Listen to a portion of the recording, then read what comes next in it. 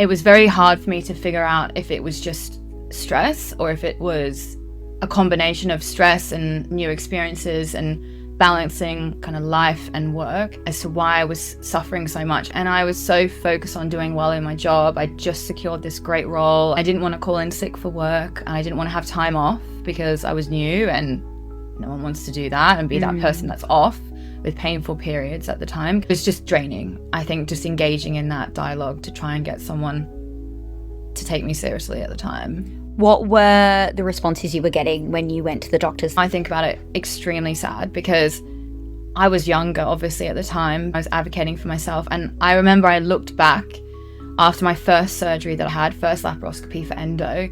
I'd gone to the GP practice 17 times. 17 times in 6 months, right? And it wasn't every doctor that brushed it off. There was a few at the time that I remember did listen to me and did do some follow-up investigations, but the initial engagement with them wasn't necessarily one where I felt like I was being listened to. Talk to me about when you got diagnosed. So what happened around that time? I remember the turning point for me was, well, there's two actually, but the first one was I had a new female GP at my GP practice. And I asked to see her because she did have an interest in kind of gynecology. And I thought, okay, this might be the person that is actually going to listen to what I'm talking about and really be on my side. She actually looked at how many times I'd been and she said, this is quite interesting. I'm not really too happy about how things are going. I can see all the notes that have been made. I can see you now, you're obviously very uncomfortable.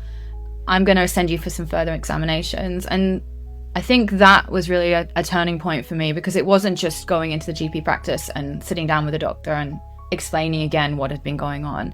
She sent me for some investigative procedures, just got me out of that GP practice and into a hospital where they were doing more in-depth examinations.